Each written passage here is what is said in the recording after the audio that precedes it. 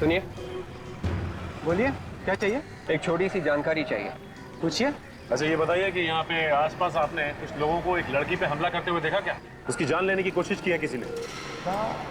नहीं तो मैंने तो नहीं देखा। देखिए, उस लड़की पे हमला यहीं कहीं हुआ। यहीं पर हुआ है तो मैंने कैसे नहीं देखा?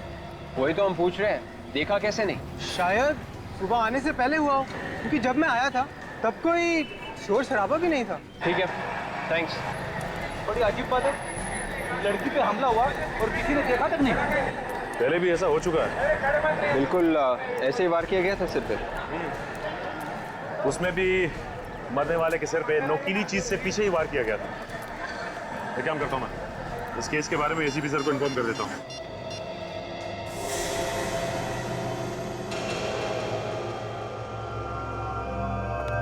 सब 5 केसेस की फाइल्स आ गई जैसे आपने मंगाई थी।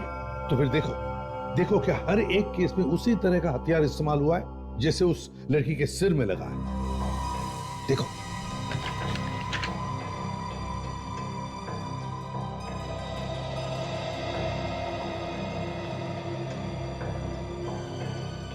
हाँ सर, हथियार तो एकदम वैसा ही है जैसे बाकी के केस रिपोर्ट में दिखाया गया है।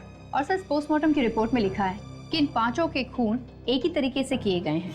और एक बात नोटिस की तुमने इन 5 केसेस में, ये 5 के 5 खून 3 साल में हुए, मगर हर खून के बीच में 6 महीने का समय बीता है।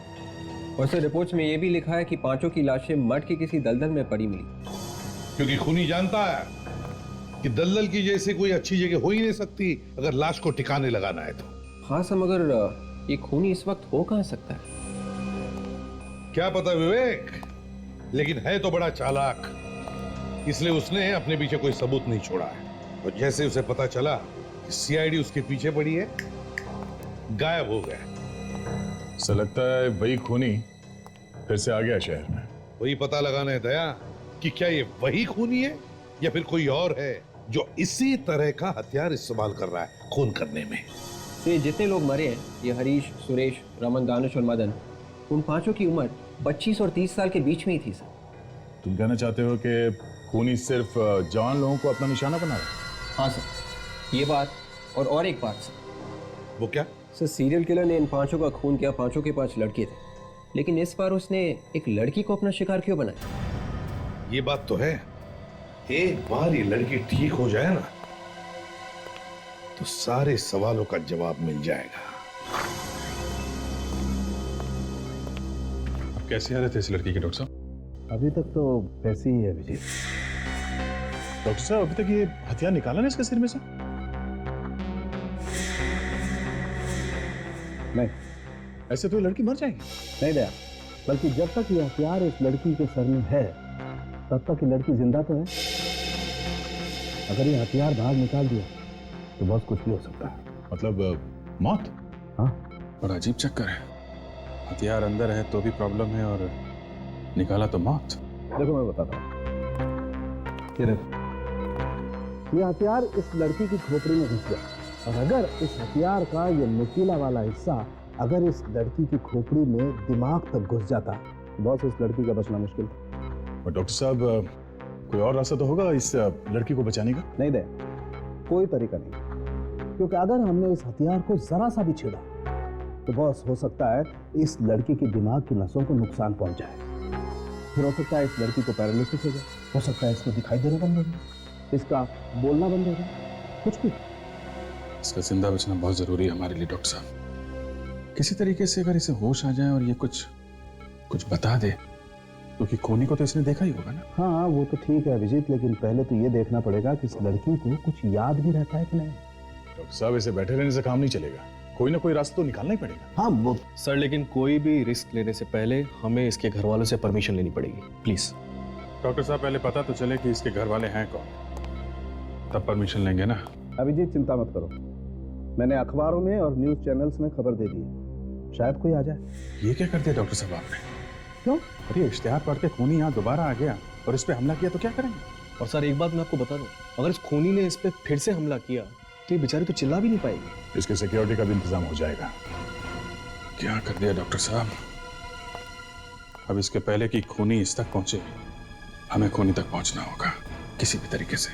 चिंता मत करो अभिजीत, एक उपाय है मेरे पास। अभिजीत, अगर हमारी याददाश्त चली भी जाती है तो भी कुछ चीजों की छाप हमेशा के लिए उसके दिमाग में रह जाती है। जैसे कि आखिरी वक्त में उसने क्या किया, वो किन किन लोगों से मिला, उसके साथ क्या हुआ। वो कोई भी चीज या वो कोई भी घटना अगर दोबारा से उसके सामने लाएं तो उसके दिमाग में एक हलचल बन जाती। इसके चेहरे के हाव भाव से हम पता लगा सकते हैं कि इसने आखिरी बार क्या देखा था। हाँ अभिजीत, इस प्रोजेक्टर पे हम इसे कुछ चीजें, कुछ लोग, कुछ जगह, कुछ घटनाएं दिखाएंगे, फिर देखेंगे इस पर क्या रिएक्शन। ठीक है डॉक्टर साहब।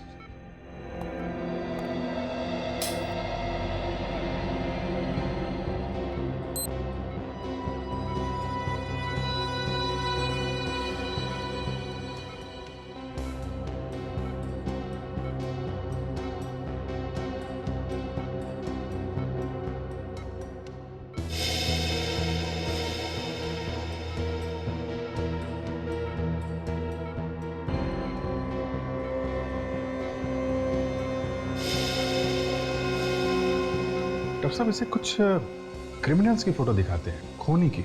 शायद उसे देख के कुछ हलचल हो। हाँ।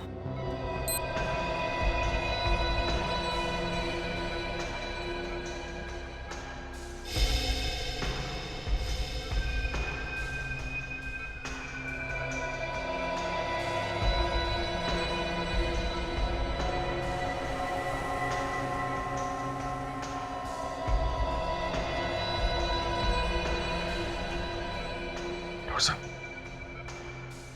कुछ चेहरे पे हलचल है, एक्सप्रेशन चेंज हुए इसके। वो पिछली वाली फोटो फिर से लगाइए।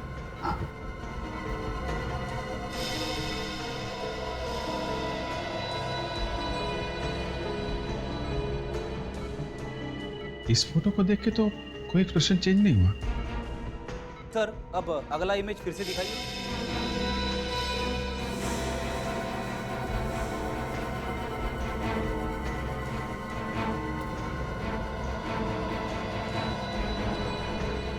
रिएक्ट कर रही है। ये चक्कर क्या है? मैं समझ गया अभिजीत। देखो, इस लड़की ने उस बिल्डिंग पर रिएक्ट किया जहां पर सूरज की रोशनी सीधी बिल्डिंग पे पड़ती है। इसका मतलब साफ है, इस पर हमला ऐसी बिल्डिंग के आसपास किया गया है जहां पर ये सूरज की रोशनी सीधी पड़ती है और रिफ्लेक्ट होकर आती है। मगर सर, ये बिल्डिंग तो यहाँ की नहीं लग रही है। कोई बात नहीं फ्रेडी, इससे मिलती जुलती कोई दूसरी बिल्डिंग होगी। इस लड़की पे हमला सुबह हुआ है कॉफी शॉप में, तो हमें पता लगाना पड़ेगा कि उस वक्त आसपास ऐसी कौन सी बिल्डिंग है जिस पर सूरज की रोशनी पड़ती है। वहीं से कुछ पता चलेगा।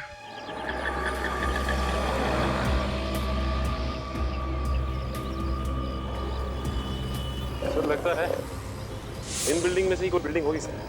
हाँ, लगता तो ऐसे ही है। चलो चेक करते हैं बॉस, इससे पहले कि टाइम निकल जाए, चेक कर लेते हैं।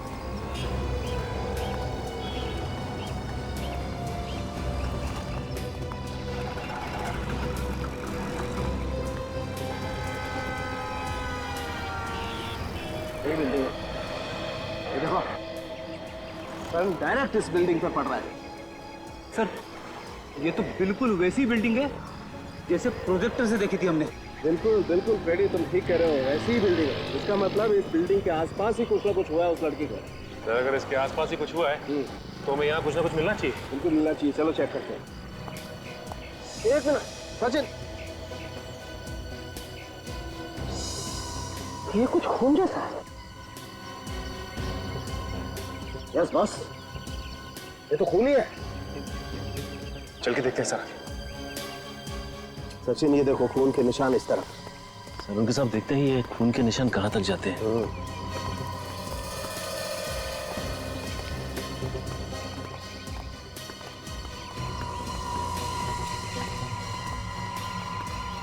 अरे, सामने तो गाड़ी खड़ी है।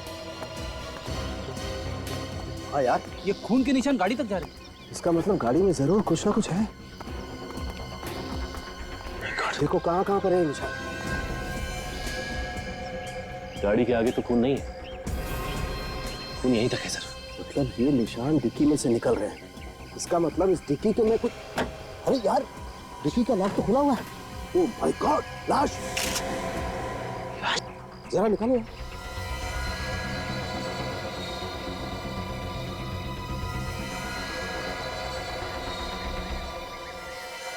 खून निकल कहां से रहा है इसके?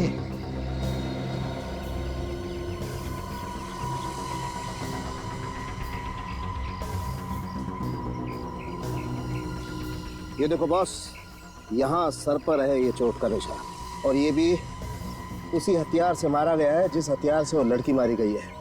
नुकीला हथियार। घाव काफी गहरा है बॉस। काजल देखो इसके पास से कुछ आईडी वाईडी मिलता है क्या?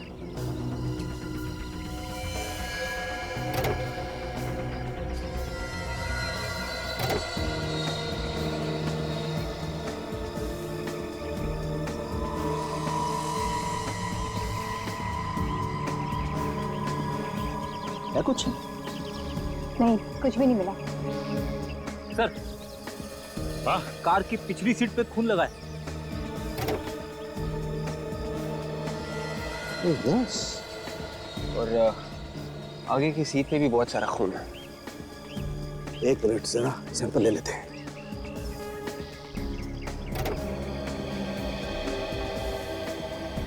गाड़ी में तो चारों तरफ खून ही खून है। इसका मतलब यह है कि इस लड़की पे हमला इस गाड़ी के अंदर ही हुआ है।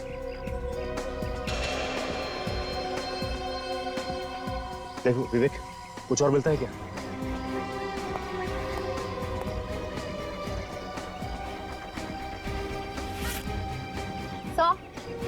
एक पर्स भी मिला है। क्या? एक लाइसेंस मिला है, निशा के नाम पे है। तो कहीं ये वही लड़की तो नहीं जो हॉस्पिटल में है?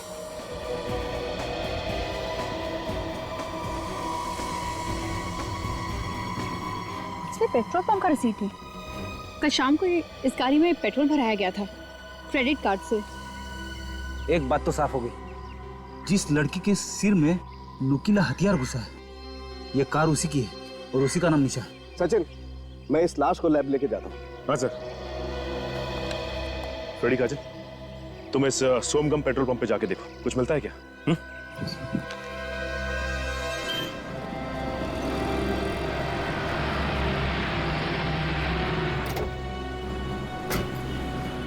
अरे सुनो, ये लड़की यहाँ पे आई थी क्या पेट्रोल भरवाने? आप लोग सर? हम लोग सीआईडी से। अच्छा, हाँ सर आई थी, कल शाम को आई थी। तुम जानते हो इसे? हाँ सर जानते हैं, ये तो हमारी निशा मैम है, हमारी रेगुलर कस्टमर हैं।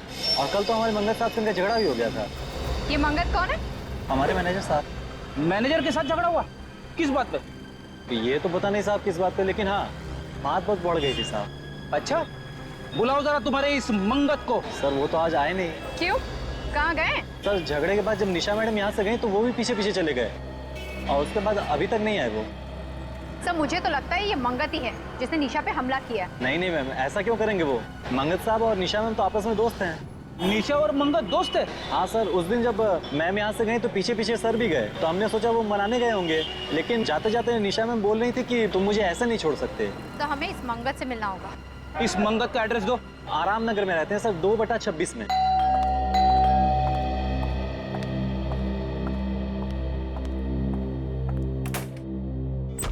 जी कहिए।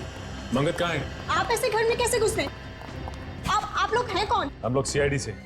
सीआईडी मेरे घर में? जी हाँ, सीआईडी आपके घर में। ये बताइए कि आप हैं कौन? मैं नीरू, मंगत की पत्नी। आपके पति मंगत ने निशा का खून करने की कोशिश की है। What? खून? जी हाँ। कौन निशा? मेरे पति ऐसा नहीं कर सकते। मगर उन्होंने ऐसा किया है। वो लड़की निशा हॉस्पिटल में जिंदगी और मौत के बीच में झूल रही है। ये बताइए कि आपका पति मंगत है कहाँ इस वक्त? जी मुझे नहीं मालूम, वो पता नहीं अचानक से कहाँ चले गए। पता नहीं कहाँ चले गए? मतलब? अचानक से गायब हो गए। कब से गायब है? परसों रात से। परसों रात से? वो परसों रात से गायब है और आपने उन्हें ढूंढने की कोशिश नहीं की? पुलिस में कोई कंप्लेन नहीं लिखवाई आपने? देखिए, परसों रात को जब मैं ऑफिस से घर आई तो मैंने देखा वो घर पर नहीं। मैंने उन्हें फोन किया पर उनका फोन बंद आ रहा था। मैंने सोचा किसी जरूरी काम से शहर से बाहर गए होंगे, वापस आ जाएंगे। विवेक, रेडी? घर की अच्छी तरह से तलाशी। देखो ये मंगत कहाँ छिपा बैठा है। वैसे कितने बजे आई थी आप ऑफिस से? जी करीबन रात को 12 बजे। अच्छा ये बताइए कि आप काम क्या करती हैं? जी, TPS कॉल सेंटर में काम करती हूँ। सर, यहाँ पे आइए। क्या हुआ? ये देखो, खून। खून? एक मिनट, हटा के देखना और खून है क्या?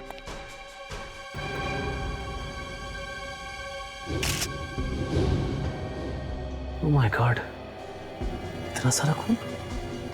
मैडम आप ये बताइए कि ये खून आया कहां से इतना सारा? पता नहीं, ये खून कहाँ से आया? कमाल है, हम आपसे पूछ रहे हैं और आप हमसे पूछ रही है। सच में मुझे नहीं पता ये खून कहाँ से आया। मैं जब घर में आई तो यहाँ पर खून नहीं था। सर मुझे तो लगता है कि मंगत ने निशा पे यहीं पे हमला किया होगा। हाँ काजल, लगता तो ऐसा ही है। जल्दबाजी में उसे खून साफ करने का मौका नहीं मिला होगा, इसलिए उसने इसे कारपेट से ढक दिया। विवेक, ये खून का सैंपल उठा ले। और नीरू जी ये बताइए कि आपके पास अपने पति मंगत की फोटो तो होगी ना? है। अब उसकी फोटो लेके आइए, हम खुद पता लगा लेंगे कि ये मंगत कहाँ छिपा बैठा है। जी, लाती हूँ।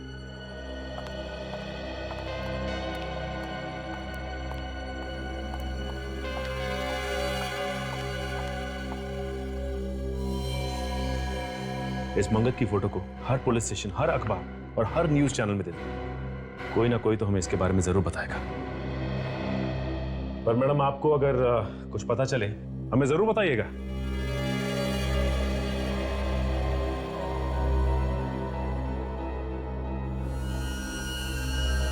सचिन, इस आदमी के सर में भी ठीक वैसा ही घाव है जैसा हमें पुरानी लाशों में मिला था। 2 इंच चौड़ा और 3 इंच गहरा। मतलब सर हम ये कह सकते हैं कि निशा के सिर में जो हथियार घुसा हुआ है उसी हथियार से बाकी के भी खून किए गए और इस आदमी को भी उसी हथियार से मारा गया। हाँ सच, खूनी ने पहले इसे मारा और उसके बाद उसने निशा को मारने की कोशिश की। अच्छा, जो कार में से खून मिला था उससे कुछ पता चला क्या? कार में से जो हमें खून मिला है वो एक का नहीं 2 लोगों का है। 2 लोगों का खून? जी, 2 लोगों का। अच्छा, उसमें निशा का भी खून है या नहीं? निशा का तो खून है ही और साथ में इस आदमी का भी खून है जो यहाँ मरा पड़ा है। मतलब इस आदमी का भी खून मिला है? उस खून के बारे में कुछ पता चला जो हमें मंगत के घर से मिला था? वो खून भी इन दोनों लोगों का है, निशा का और इस आदमी का। मतलब साफ है, मंगत के घर में ये आदमी और निशा दोनों मौजूद थे। सर एक बात समझ में नहीं आई कि मंगत ने इस आदमी को अपने ही घर में क्यों मारा? कहीं और भी तो मार सकता था। और तो और उसने निशा को भी अपने ही घर में मारने की कोशिश की। सर, निशा के ड्राइविंग लाइसेंस पे जो एड्रेस लिखा था वहां पे मैं गया था। निशा के साथ एक लड़की रहती है, उसकी रूममेट दिव्या, वही बताएगी इस आदमी के बारे में। वो लड़की है कहाँ पे? वो सिटी लाइफ हॉस्पिटल में आने वाली है निशा से मिलने। इस लड़की से पूछना पड़ेगा ये आदमी है कौन। क्या इतने दिनों के बाद एक काम करने के लिए दिया और तुमने अभी तक किया ही नहीं? तुम तो दिन रात ऐसे ही लोगों के बीच में रहते हो ना। फिर देख, एक बात सुन ले, मुझे मालूम है अभी भी तुम चोरी करते हो और पॉकेट भी मारते हो। नहीं नहीं, तू मेरी बात सुन, मुझे सब कुछ मालूम है और कैसे भी करके इस आदमी के बारे में मुझे खबर लाके, कहाँ छुपा है, किसने छुपाया है, सब कुछ फिर से अपनी चोर कंपनी से पूछ और जल्दी से जल्दी बता। तेरा रोना सुनने के लिए मैंने फोन नहीं किया, समझा? सर, जिस चोर से उम्मीद थी उसने भी हाथ खड़े कर दिए। इसका एक ही मतलब है विवेक, ये मंगत किसी की मदद नहीं ले रहा है छुपने के लिए, छुपने का इंतजाम खुद कर रहा है। किसी खबरी तक को मालूम नहीं इसके बारे में। मैंने हर पुलिस स्टेशन में मंगत की फोटो दे रखी है सर। उन्होंने भी बोल दिया, bus station, railway station, hotels या जो भी कोई जगह हो जहाँ पे वो छुप सकता है, मैंने सब जगह खबर पहुंचा दी। हाँ लेकिन विवेक 24 घंटे हो गए, 24 घंटे, और अब तक खबर कैसे नहीं मिली? फिर सब लोग बार बार फोन कर रहे होंगे। सर 5 मरने वालों के रिश्तेदार और घर वाले हैं। आइए आइए। सर क्या खूनी पकड़ा गया? जी नहीं, खूनी पकड़ा नहीं गया। हमें आपकी मदद चाहिए उसे पकड़ने के लिए। मेरा तो इकलौता बेटा था सर, मेरे घर का चिराग ही बुझा दिया उसने। पर अब जैसा कहेंगे हम करेंगे। ठीक है, इसे देखिए। क्या आप लोगों ने इसे कभी देखा है? पहचानते हो आप इसे? नहीं सर, हम नहीं जानते। कौन है ये सर? हमें लगता है इसी ने खून किया है। आपके रिश्तेदारों का। हमने तो इसे कभी नहीं देखा है सर। पहले कभी नहीं देखा? नहीं सर। अच्छा एक बात बताओ, क्या आप लोग एक दूसरे को जानते हैं? आप लोगों का कोई रिश्ता संबंध है? हम लोग आज पहली बार मिले हैं। चलो ठीक है, कोई बात नहीं, मगर हाँ अगर जरूरत पड़े तो हम आपको बुला लेंगे। जाइए। बड़ी अजीब बात है, ये लोग एक दूसरे को जानते तक नहीं, ना कोई रिश्ता संबंध है, ना इन लोगों ने मंगत को भी देखा है, फिर भी इनकी रिश्तेदारों का ही खून क्यों हुआ? और हो सकता है खूनी ने खून करने के बाद अपना नाम और हुलिया वगैरह बदल दिया हो सकता है। एक बात पर गौर किया तुम लोगों ने इस केस में? वो क्या सर? और देखो, जो 5 लाशें हमें मर के दलदल में मिली है, वो पांचों के 5 लोग शहर में अलग अलग जगहों पर रहते थे। दहीसर, विरार, बोरीवली, मलाड, गोरेगांव, और ये पांचों के 5 लोगों की लाश मिली हमें यहां पर मर के दलदल में। और वो जो 6ठी लाश है जो हमें निशा के गाड़ी के डिक्की में से मिली, वो मिली शहर के बिल्कुल दूसरे कोने में, सायन। सर कहीं ऐसा तो नहीं कि जब खूनी लाश को ले जा रहा था तो अचानक निशा को होश आ गया, वो चिल्लाने लगी और खूनी डर के मारे कार को वहीं छोड़कर भाग गया हो? नहीं काजल, मुझे नहीं लगता। मुझे तो लगता कि जो लाश हमें निशा के गाड़ी में से मिली उसका खूनी कोई और ही है। ये खूनी एक तरफ और इन 5 लोगों का खून करने वाला दूसरी तरफ। वो कैसे सर? वो ऐसे विवेक कि अगर ये 5 खून करने वाले खूनी ने ये 6ठा खून भी किया होता तो वो जो लाश हमें निशा के गाड़ी में शहर के दूसरे कोने में मिली है, वो लाश वहां पर नहीं होती बल्कि वहां मर के दलदल में फेंक देता। मगर ऐसा नहीं हुआ। इस मंगत के बीवी से जाकर फिर से मिलना होगा। निशा की गाड़ी की डिक्की में जो लाश मिली थी उसकी फोटो दिखाते हैं। हाँ, देखते क्या रिस्पॉन्स देती है।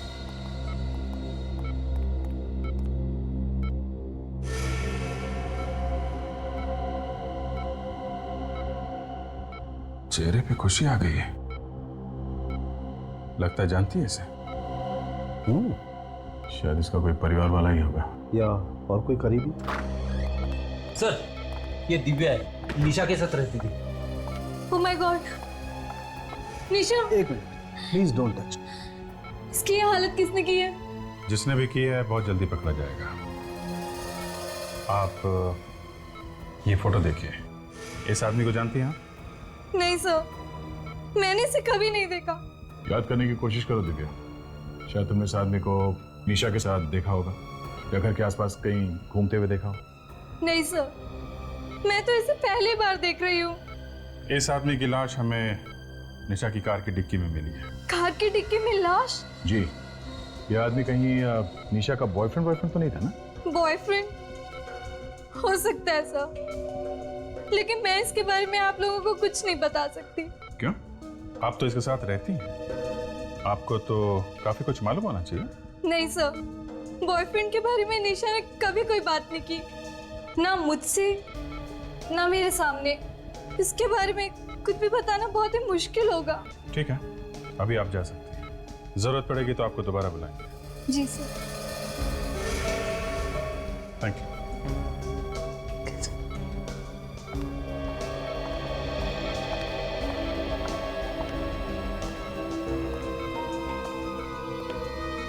लगता है लड़की कुछ छुपा रही है।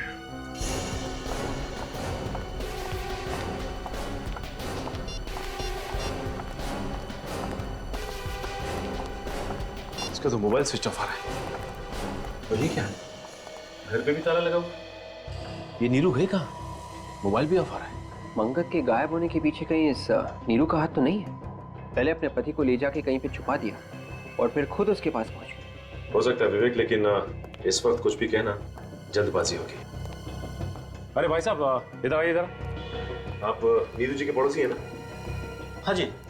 ये बताइए कि ये नीरू गई कहाँ है? ताला लगाए घर पे? ये तो उसी वक्त यहाँ से निकल गई थी जब आप लोग यहाँ आए थे। क्या उसी वक्त से गायब है? हाँ, उसी वक्त निकल गई थी और तब से अब तक वापस नहीं आई। अभी कैसे पता चलेगा कि ये दोनों गए कहाँ? अच्छा, ये मंगत सोमगम पेट्रोल पंप का मैनेजर है ना? हाँ, वहीं से कुछ ना कुछ पता चलेगा।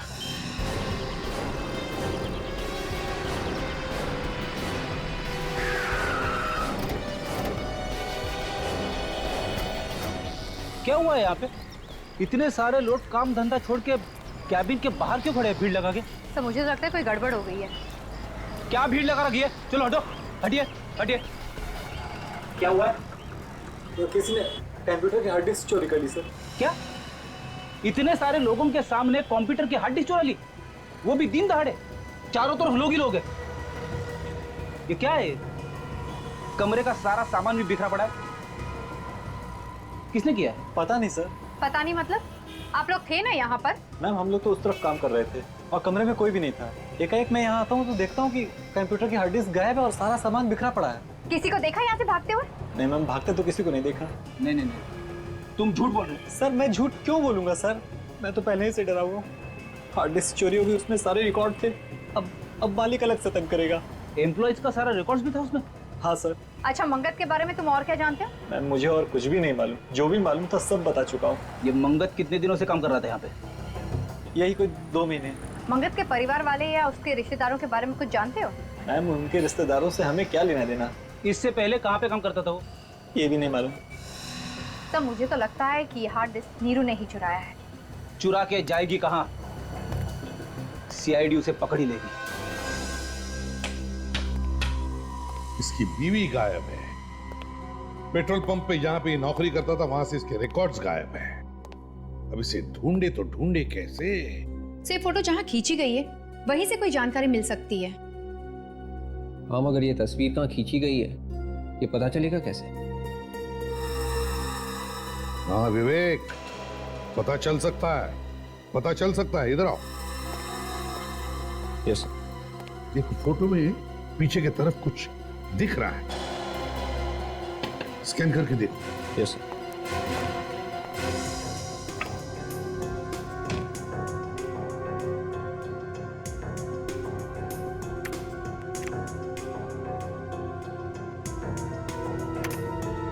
सर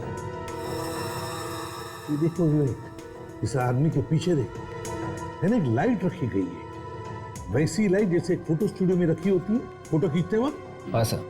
लगता है ये फोटो किसी फोटो स्टूडियो में खींचा गया है। लगता तो वही है। और जरा जूम करो इस पर।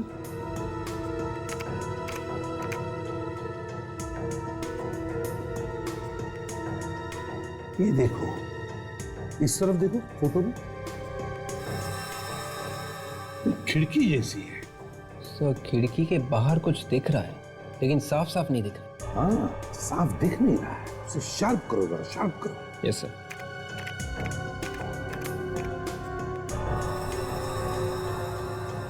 हाँ हाँ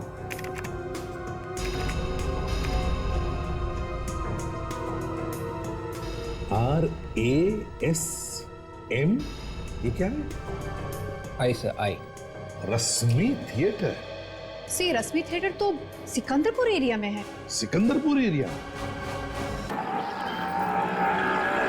रास्ते के दोनों तरफ ध्यान रखो, देखो यहीं कहीं होना चाहिए।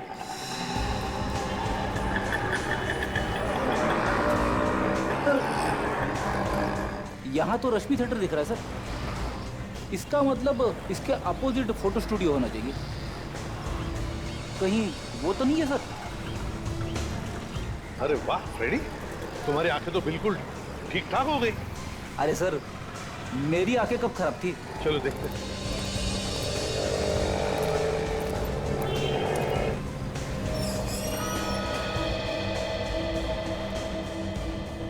यही वो स्टूडियो है।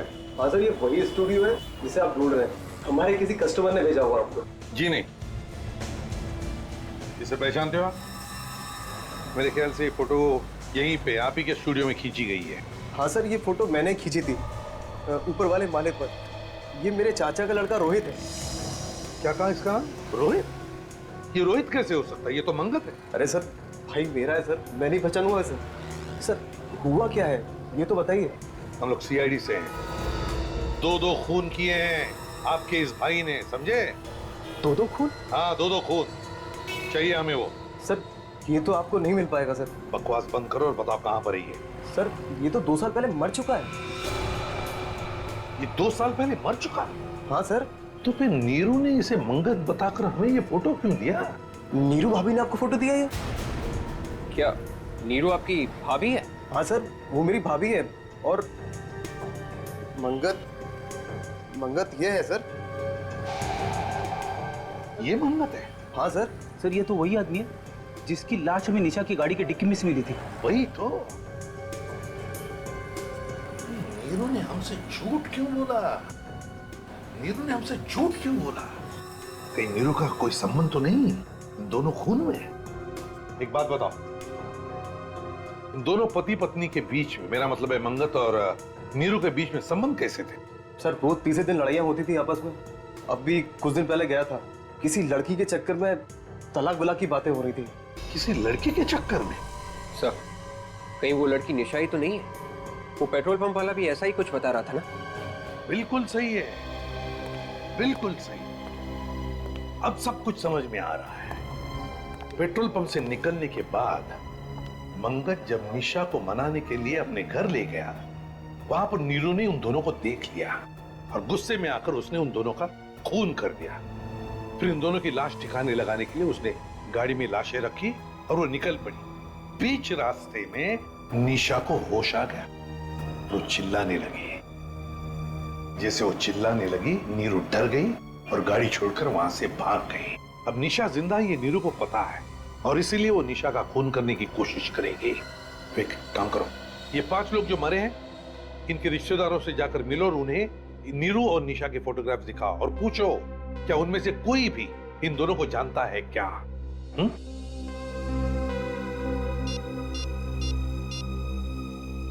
अभिजीत, जल्दी सिटी लाइफ हॉस्पिटल पहुंच जाओ, फ्रेडी भी वहीं पर आएगा।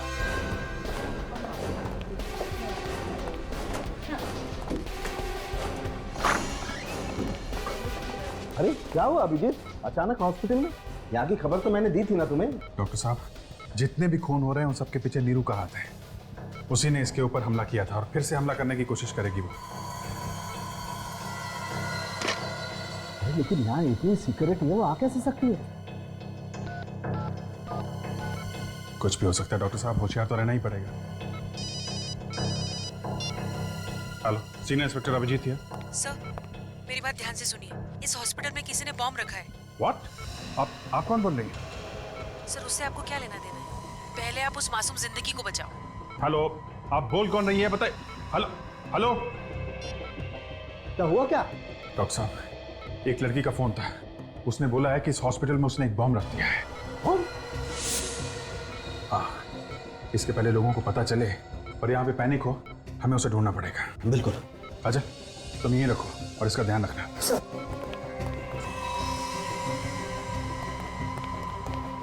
पूरा हॉस्पिटल अच्छी तरीके से चेक करना पड़ेगा।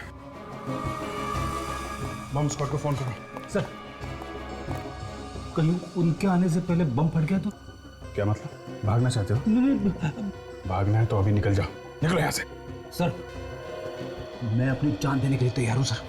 ठीक है, ढूंढो। तब तक मैं चेक करता हूँ ये नंबर कहाँ से आता।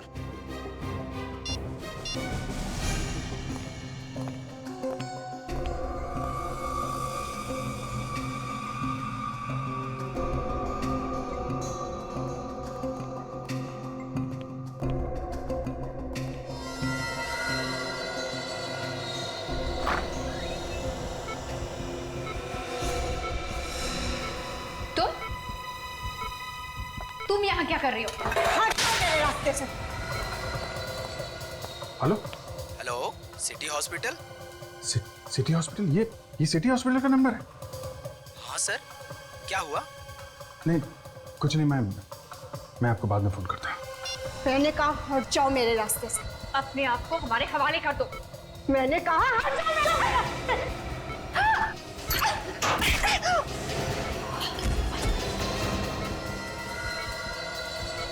इसका मतलब नीरू यहीं पे है। आज मैं तुझे नहीं छोड़ूंगी। तूने मेरे से मेरा सुहाग छीना है। क्या हुआ? सर, वो बॉम्ब की बात नकली थी। नीरू यहीं पे है, इसकी जान को खतरा है। आज मैं तुझे नहीं छोड़ूंगी। नीरू, तुम्हारा खेल खत्म हो गया। इसने मेरे पति मंगत का खून किया है। मैं इसे नहीं छोड़ूंगी। नहीं, देखो, जो तुम कर रही हो बहुत गलत कर रही हो। ये चाकू मुझे दो। मैंने कहा हट जाओ मेरे रास्ते से। जाओ यहाँ से। देखो, अगर इसने कुछ किया तो इसकी सजा कानून देगा। ये चाकू दो मुझे। नहीं दूंगी, कहा ना। चाकू दो।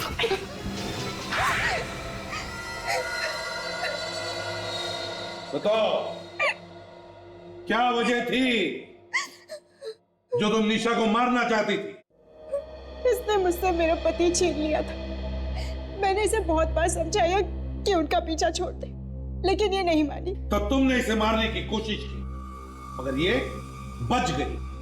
मैंने इसे इसलिए मारने की कोशिश नहीं की। मैंने अपने पति को धमकी दी थी कि उसे हम दोनों में से किसी एक को चुनना हो, और वो मेरे साथ रहना चाहते थे। फिर उस रात जब मैं ऑफिस से घर वापस लौट रही थी, तो मैंने देखा कि निशा ने मेरे पति मंगत का खून कर दिया था, और ये उनकी लाश कार में डालकर ले जा रही थी, और इसके हाथ में वो नुकीला हथियार भी था। अपने पति को मरा हुआ देख के तुमसे रहा नहीं गया, और फिर उसी नुकीले हथियार से तुमने निशा को खून करने की कोशिश की। हाँ। निशा पर हमला करने के बाद मैं डर गई थी। मुझे समझ में नहीं आ रहा था कि मैंने ये सब क्यों किया। फिर क्या किया तुमने? मैं दोनों को उसी कार में डालकर ले जा रही थी कहीं दूर फेंकने के लिए, लेकिन रास्ते में निशा उठ गई और मुझे लगा कि ये चिल्ला देगी और मैं पकड़ी जाऊंगी, इसलिए मैंने गाड़ी वहीं छोड़ दी और मैं भाग गई। तो मंगत का खून निशा ने इसलिए किया क्योंकि मंगत इसे छोड़ने वाला था, है ना? हाँ। सर, आपने जिस कनेक्शन के बारे में पता करने के लिए कहा था, निशा और उन मरे हुए 5 लोगों के बीच कनेक्शन मिला? हाँ सर, आपका शक बिल्कुल सही निकला सर। निशा को वो सब लोग जानते हैं सर। उनके परिवार वालों ने यह भी कहा है कि निशा का उन सब के साथ अफेयर चल रहा था, और जैसे ही निशा ने उन सब के साथ संबंध तोड़ा, उसके कुछ ही दिनों बाद उन सब का खून हो गया। तो निशा ही वो सीरियल किलर है जिसकी हमें तलाश थी। 6 खून किए इस निशा ने। मगर नीरू, तुम माना कि निशा ने तुम्हारे पति का खून किया, लेकिन इसका मतलब ये नहीं कि तुम कानून को अपने हाथ में लो। पुलिस की मदद ले सकती थी तुम, लेकिन तुमने नहीं ली। अब इस गुनाह की सजा भी मिलेगी तुम्हें, शायद जिंदगी भर जेल।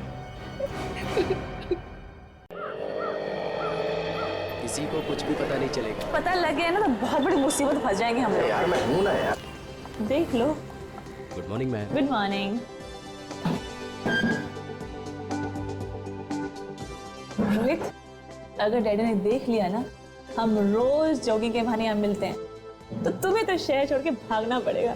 नहीं देखो, तुम भागने की बात मत करो।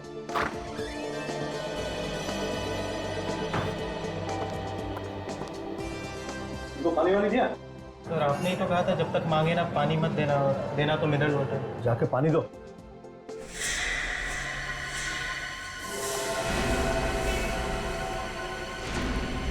ये कौन है?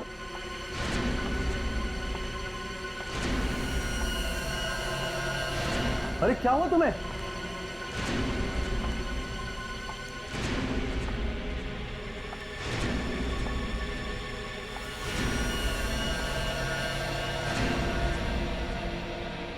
तुम कुछ कहना चाहती हो? खून? भाई भाई लोगों से तुम कुछ कहना चाहते हो? अरे क्या हुआ सर्दी को? भाई कोई फोन करो सीआईडी को। मैं कहती। Hello hello CID.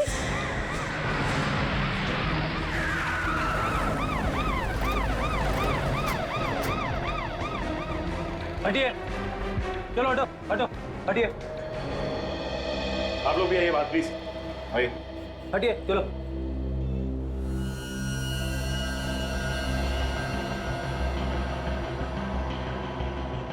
बॉस, ये लड़की जिंदा है, हॉस्पिटल लेके जाना पड़ेगा। विवेक, स्ट्रेचर मंगवा। Yes sir.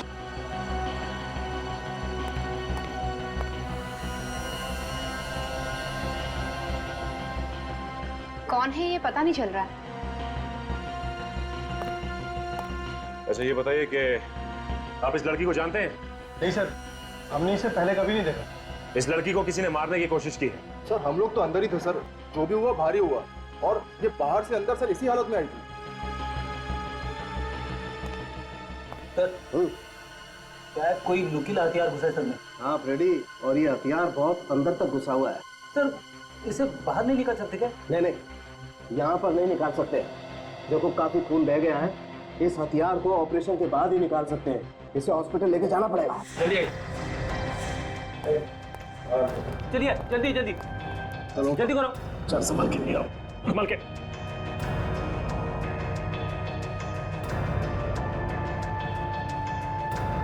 चलो ले जाओ, चलो लेके जाओ तुरंत। अरे चलो सचिन, मैं हॉस्पिटल लेके जाता हूँ। चलो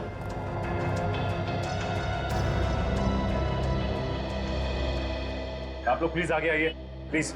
अच्छा ये बताइए कि ये लड़की ये आप लोगों के सामने आई थी ना? Yes sir. तो आप लोगों को पता कैसे नहीं कुछ?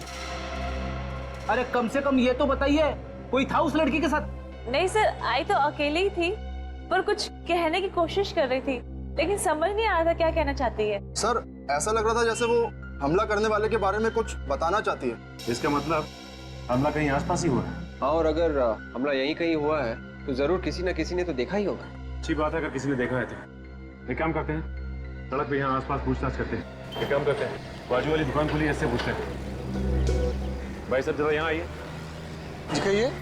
अच्छा ये बताइए कि यहाँ पे कुछ लोगों को एक लड़की पे हमला करते हुए देखा क्या? उसको मारने की कोशिश की किसी ने? लड़की पे हमला? नहीं, मैंने तो ऐसा कुछ नहीं देखा। मैं तो अभी अभी आया हूँ, अभी अभी दुकान खुली है। आप बाजू वाले से पूछिए, वो जल्दी आता है, शायद उसने देखा हो। ठीक है, थैंक यू।